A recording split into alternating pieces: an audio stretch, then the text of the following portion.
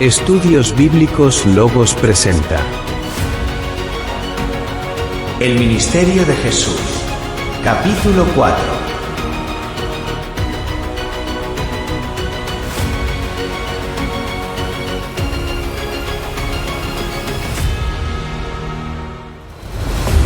En este capítulo estaremos narrando los hechos de Jesús cuando comienza a predicar en las sinagogas de Capernaum, donde libera a un hombre con un espíritu inmundo para luego terminar el día sanando a la suegra de Pedro y a muchos otros que les eran traídos.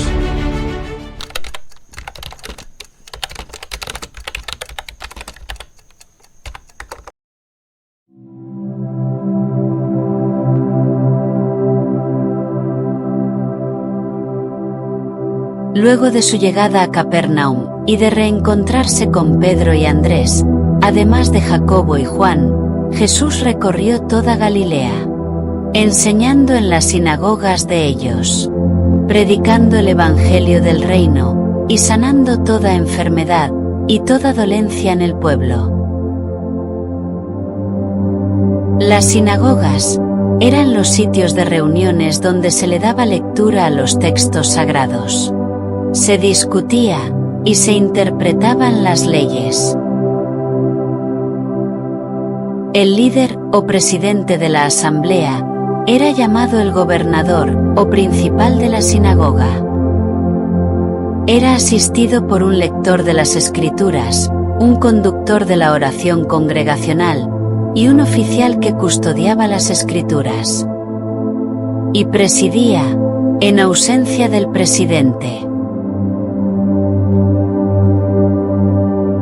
En estas sinagogas, se nos dice en Mateo 23:2, que existía una silla especial, conocida como la cátedra de Moisés, para que los más sabios y maestros de las leyes se sentaran y enseñaran exclusivamente sobre las leyes mosaicas.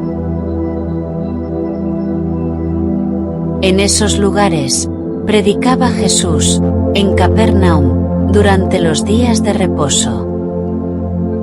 Y se admiraban de su doctrina, porque les enseñaba como quien tiene autoridad, y no como los escribas.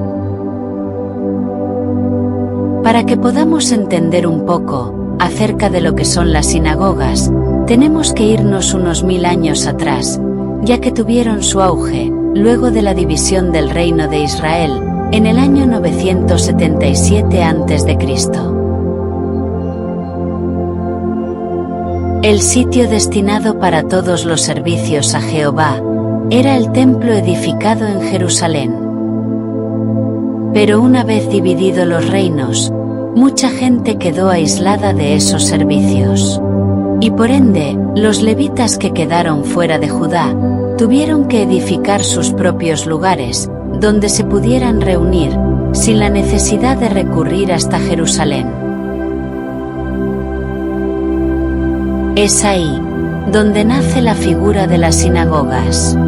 Y hasta el sol de hoy, aún existen muchas de ellas. Se cree que luego de la destrucción del templo, por parte de los romanos, en el año 70, los judíos construyeron unas 400 sinagogas. No debemos confundir una sinagoga con un local eclesiástico, ya que, aunque su finalidad sea muy parecida, son cosas totalmente distintas. Y el término iglesia se aplica solo para el cristianismo. Las sinagogas son exclusividad de los judíos, mientras que los templos cristianos son abiertos a toda clase de fe cristiana. El hombre que tenía un espíritu inmundo. Un día de reposo, cuando Jesús estaba predicando en una sinagoga, se levantó un hombre, quien estaba poseído por un espíritu inmundo, y comenzó a proferir palabras a Jesús. Déjanos, ¿qué tienes con nosotros, Jesús Nazareno? ¿Has venido para destruirnos? Yo te conozco quién eres, el Santo de Dios. No era común que algo como esto sucediera en una sinagoga, pero como se trataba del Hijo de Dios, los demonios estaban alterados. Y de ahora en adelante sería normal encontrarse con personas poseídas por este tipo de espíritus. El mundo está lleno de ellos, y como lo mencionamos antes, esta clase de demonios no poseen carne propia, sino que se valen de cuerpos ajenos para darse a conocer en la tierra. Esta parte de la historia de Jesús solo es mencionada por Marcos y el Dr. Lucas. El apóstol Juan, quien es casi seguro estuvo presente, no relató nada sobre este asunto, ya que no se refirió en nada a este caso. Ahora bien, ¿quién reconoció a quién? Es lo que podríamos preguntarnos. ¿Pudo darse cuenta Jesús de la presencia maligna antes que profiriera palabra alguna hacia él? Claro que lo sabía, y la congregación estaba acostumbrada a ver este tipo de espectáculos, pero no había poder alguno entre ellos quien pudiera controlarlo hasta que llegó Jesús. Existen personas en el mundo que con el paso del tiempo se convierten en habitaciones o moradas permanentes de estos demonios, que cuando no están poseídas, le están sirviendo. El mundo está repleto de ellos, quienes, sumidos en su ignorancia, piensan que de esta manera sirven a Dios.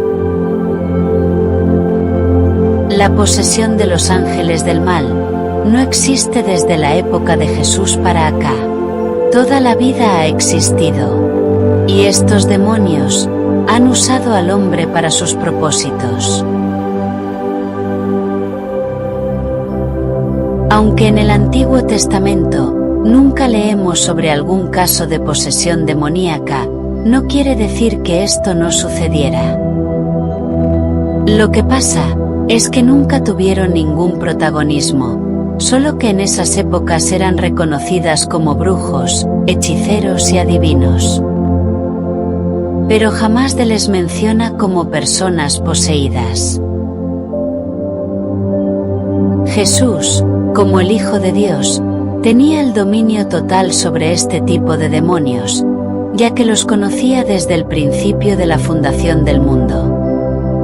Pero como vemos en el texto, fue el demonio quien se dirigió primero al Mesías, ya que ellos reconocen el poder de Dios y temen a su presencia. Las palabras de aquel espíritu fueron de temor, y reconocía que no tenía ningún tipo de poder sobre el Hijo de Dios. Y Jesús le reprendió: Cállate y sal de él. La palabra reprender es sinónimo de autoridad, de quien ejerce el poder y el dominio absoluto. Jesús no le habló al hombre, le habló fue al espíritu que estaba en él. A lo que el espíritu preguntaba: ¿has venido para destruirnos?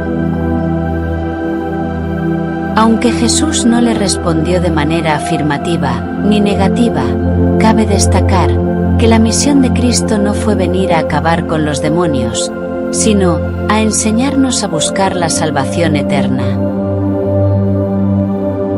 Pero también vino a darnos la autoridad para tener el dominio sobre este tipo de entes, quienes representan un gran obstáculo en esta carrera del hombre por la salvación. Así que, el mensaje no es que vamos a destruir al demonio, porque de eso se encargará Dios más adelante.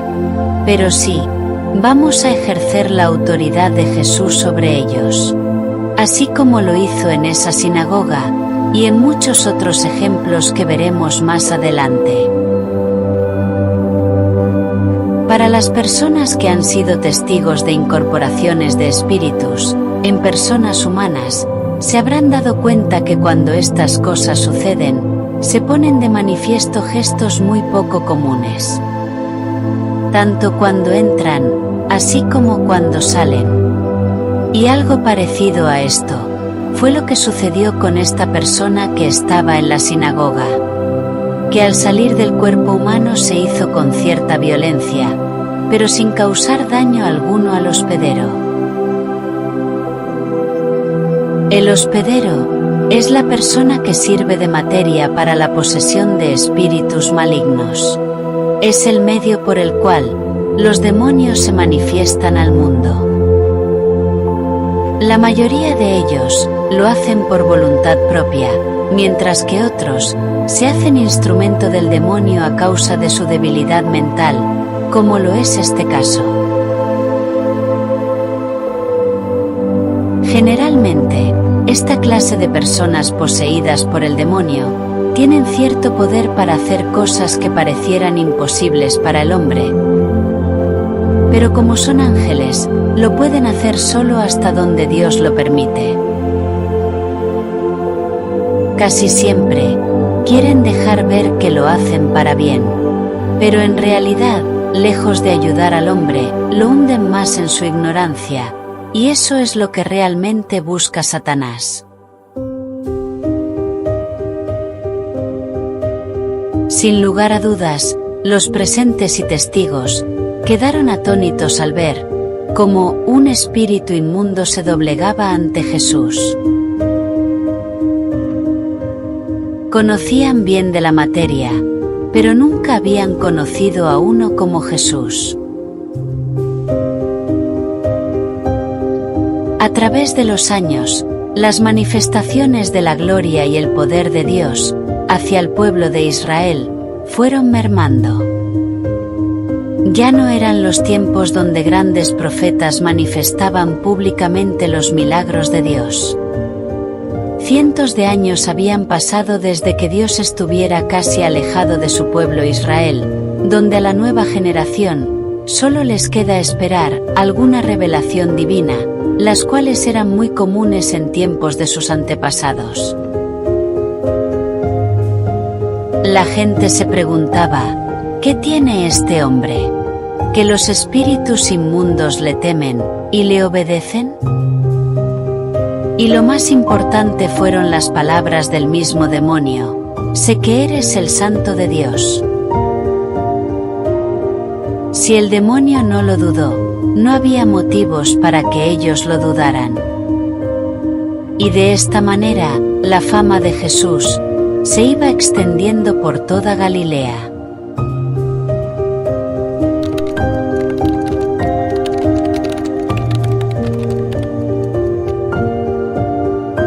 Mientras estaban en la sinagoga, le avisaron a Pedro que su suegra estaba enferma. No una cosa tan grave, pero sí, una fiebre muy intensa que la mantenía en cama. Y cuando terminaron los servicios, Pedro convenció a Jesús de pasar por su casa. Así lo hicieron, y le acompañaron sus discípulos escogidos, los que le acompañaban a todos lados donde quiera que fuera Jesús. En esa casa vivían Pedro, con su esposa y sus hijos, y muy probablemente su hermano Andrés, así como su suegra. La suegra de Pedro estaba en cama, producto de la fiebre que no se le quitaba, y cuando llegan a la casa, los que estaban allí se alegraron mucho de que Jesús estuviera con ellos, y le hablaron sobre la señora. Ya de antemano lo habían conocido, porque ya les había visitado aquella vez cuando Jesús llamó a los hermanos a orillas del mar. Por eso, Jesús de una vez entró en la habitación donde se encontraba la señora, la tomó de la mano, y fue sanada en ese mismo momento. Luego de que la suegra de Pedro fuera sanada, comenzó a servir a Jesús y a sus discípulos, y esto debió haber ocurrido a primeras horas de la tarde. El rumor se extendió de una manera tan rápida en el vecindario, que la gente que vivía cerca, y los que aún vivían retirados, comenzaron a traer a sus enfermos a la casa de Pedro. Algunos que no podían caminar, fueron llevados en sus sillas, o camillas por sus familiares hasta donde estaba Jesús para ser sanados. No solo los enfermos fueron curados aquella tarde, sino que también, personas que vivían bajo el dominio del demonio fueron llevadas hasta allá, para ser librados del mal espíritu. En eso se la pasó toda la tarde Jesús, sanando enfermos, y reprendiendo demonios, quienes reconocían su autoridad, hasta que les cayó la noche, y tuvieron que descansar, quedándose Jesús esa noche en casa de Pedro.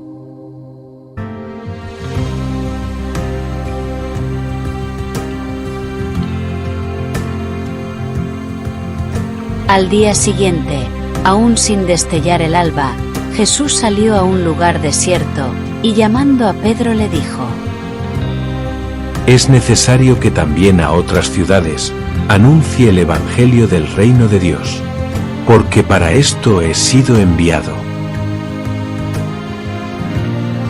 Ya para ese entonces, la familia de Jesús, su madre y sus hermanos, se habían regresado a su casa en Nazaret. Y cada día, la popularidad de Jesús iba en aumento, hasta el otro lado del Jordán, e inclusive hasta la región de Siria.